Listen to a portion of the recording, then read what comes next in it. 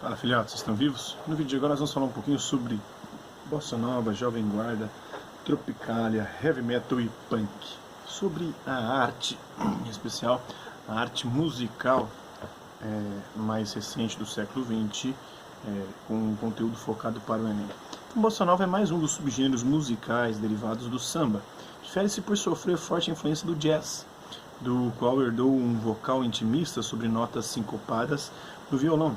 Surgiu no final da década de 50, 1950, no Rio de Janeiro.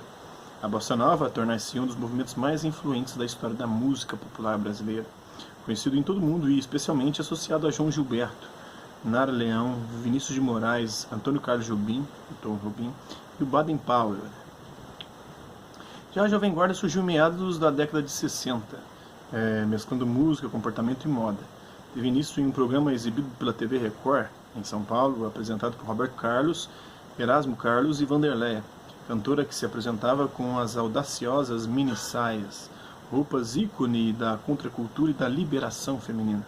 Roberto Carlos desafiou o purismo ao levar uma guitarra elétrica para cima do palco.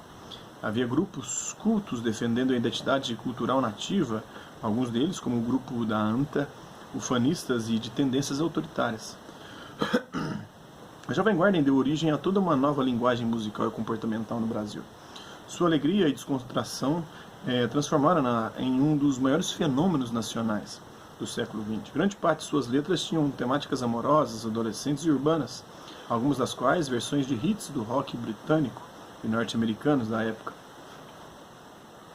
A Tropicália foi um movimento brasileiro que surgiu sob a influência das correntes artísticas de vanguarda e da cultura pop, sob misturar manifestações tradicionais da cultura brasileira às inovações estrangeiras. Tinha objetivos comportamentais que encontraram eco em uma população sob o regime militar brasileiro, no final da década de 60. O movimento manifestou-se principalmente na música, cujos maiores representantes foram Gilberto Gil, Torquato Neto, Os Mutantes e Tom Zé.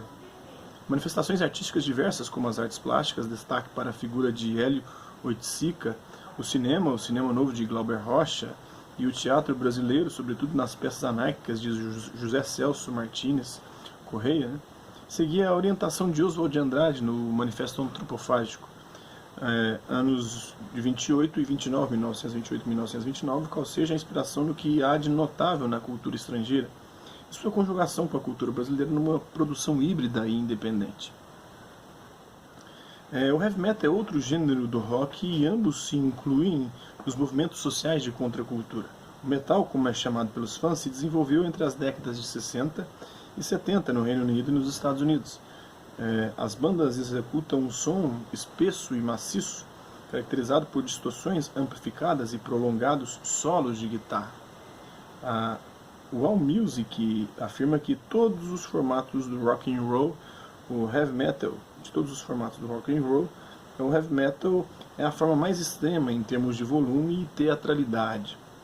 O punk rock é um movimento musical e cultural que surgiu em meados da década de 70, também no Reino Unido e nos Estados Unidos. Tem como característica músicas simples, rápidas e ruidosas, bem ao estilo faça você mesmo, self-made man. O visual chocante foge dos padrões da moda e da sociabilidade. O punk foi um movimento que se opôs inicialmente aos padrões da cultura e da moda vigentes. Não se engajou enquanto movimento em ideologias ou política, a não ser em uma atitude raivosa e destrutiva em relação às instituições e ao governo, meio que anárquico, né? Os punks tomaram o anarquismo como identidade comportamental, porém o interpretaram ao seu modo, adotando apenas sua atitude destrutiva frente à sociedade capitalista de consumo, ao consumismo. Assim como os demais movimentos de contracultura, o punk foi cooptado pelo mesmo mercado de consumo ao qual se opunha.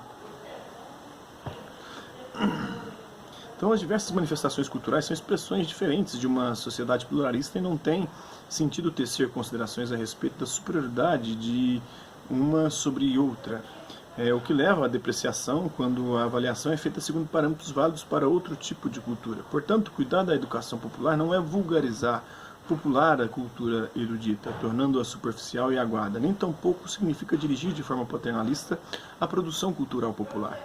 Com isso, seria evitada a contrafação, isto é, o produto resultante de imitação tipo de uma cultura envergonhada de si mesma. Diante da ação compacta dos meios de comunicação de massa, o educador deve estar apto a utilizar os benefícios deles decorrentes e cuidar da instrumentalização adequada para que sejam evitados os seus efeitos massificantes. Isso está na obra Filosofia da Educação, da Maria Lúcia de Arruda Aranha, né?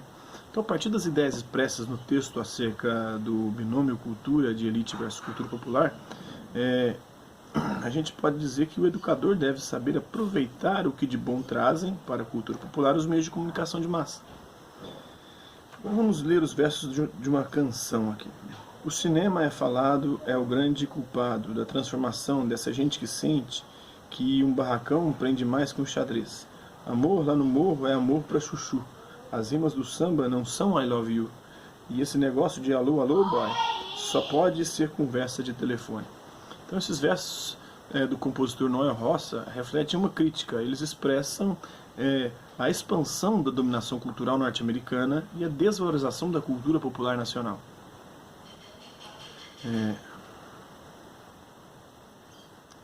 E vamos ver agora o que escreve o Antônio Bivar, o que é punk, da editora Brasiliense, de 2001.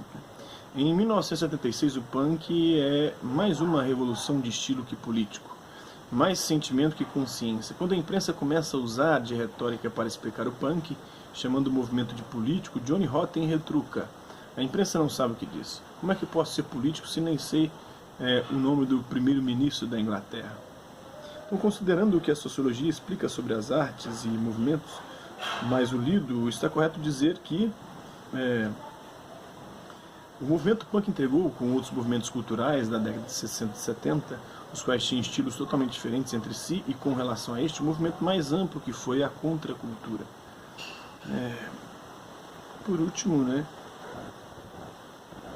Lichtenstein, Edward Von Hopper e Andy Arrow são grandes representantes do movimento da pop art.